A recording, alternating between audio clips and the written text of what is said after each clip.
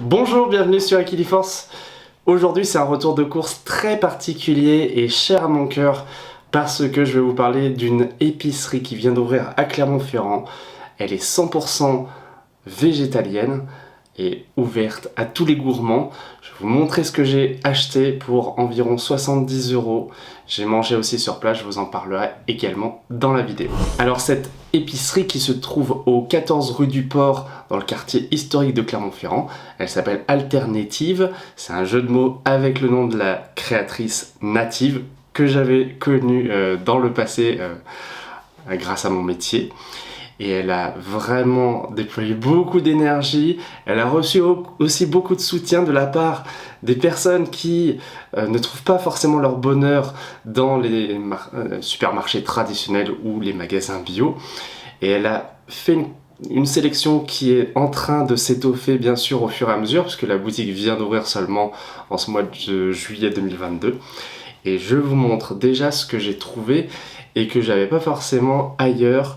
Donc voilà, des petits trésors chez Alternative. Allez, je vais vous parler des assaisonnements, notamment les sauces qui sont en général là pour ajouter du goût et de la gourmandise aux créations. Alors j'ai pris deux sauces qui ont l'air terriblement bonnes, comme cette sauce burger mayo qui reprend un peu la sauce pomme frite de chez McDo et une sauce avocat mayo. J'ose même pas imaginer ce que ça peut donner dans des salades ou des burgers. J'ai hâte de goûter. J'ai pris aussi deux ingrédients que je trouve souvent sur les recettes véganes, mais que je n'avais jamais vu en magasin. Du sel Kalamanac. Alors qu'est-ce qu'il a de particulier? C'est qu'il a une odeur assez soufrée qui rappelle l'œuf.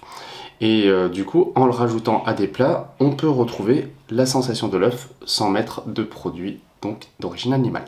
Et puis si on fait des marinades, je pense par exemple au saumon fumé à base de carottes, ça existe, et bien on peut utiliser de la fumée liquide. Et là j'en ai acheté une grosse bouteille qui permettra de donner ce petit goût fumé qu'on aime bien dans pas mal de préparations, puisque moi aussi je fais de temps en temps des préparations maison et vegan. Je vous rappelle au passage qu'en description, il y a la playlist de toutes les vidéos véganes que j'ai déjà publiées depuis 2018, donc vous allez pouvoir aussi vous en inspirer. En alternative végétale à la viande, on a par exemple le fruit du jacquier, dont la texture est assez fibreuse. J'en avais en stock, donc j'en ai pas repris, mais Native en avait. En revanche, je connaissais pas du tout les feuilles de bananier et j'ai hâte de goûter, hein. C'est conservé dans de l'eau salée. Et je pense que du coup, ça doit imiter les petits quartiers de viande et ça doit être pas mauvais. Pour les jours où j'aurai pas trop le temps de cuisiner, j'ai pris ces raviolis. Comme on peut en trouver en magasin bio par exemple, ceux-là sont à la crème de coco, donc je pense qu'ils doivent être vraiment savoureux. Et il suffit de les plonger 12-15 minutes dans de l'eau bouillante, ce qui donne à peu près 400 g de pâte. Et puis Native a vendu énormément de ces barres chocolatées qui imitent le Kinder Bueno et qui n'utilisent donc pas de produits comme le lait ou les œufs dans la composition. Ça s'appelle le Love Raw, qui doit être croustillant.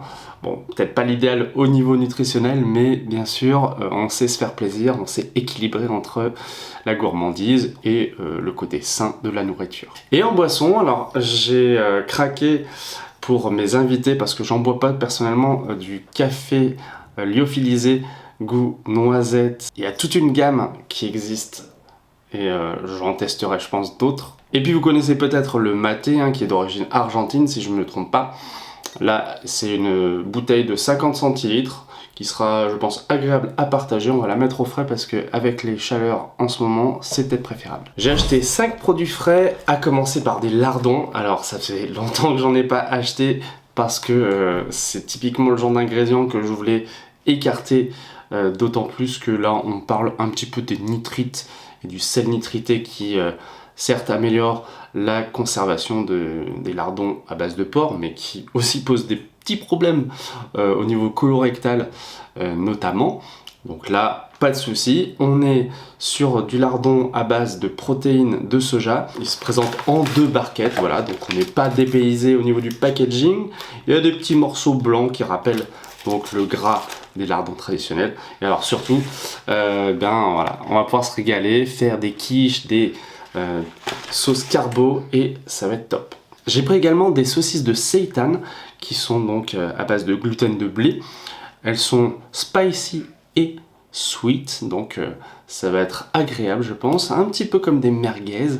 Donc là on peut les faire griller, on peut les associer à de la semoule pour un petit couscous et avec des légumes et un petit bouillon, ça peut être excellent. J'ai repris aussi du tofu nature en gros bloc comme ça de 400 grammes qui va me permettre de faire des tartinades par exemple. Un tofu fumé que je ne connaissais pas, hein, là, les marques Kato, Vlana. Elles sont inconnues au bataillon, mais je pense que si elles ont été sélectionnées, c'est qu'elles doivent être très bonnes.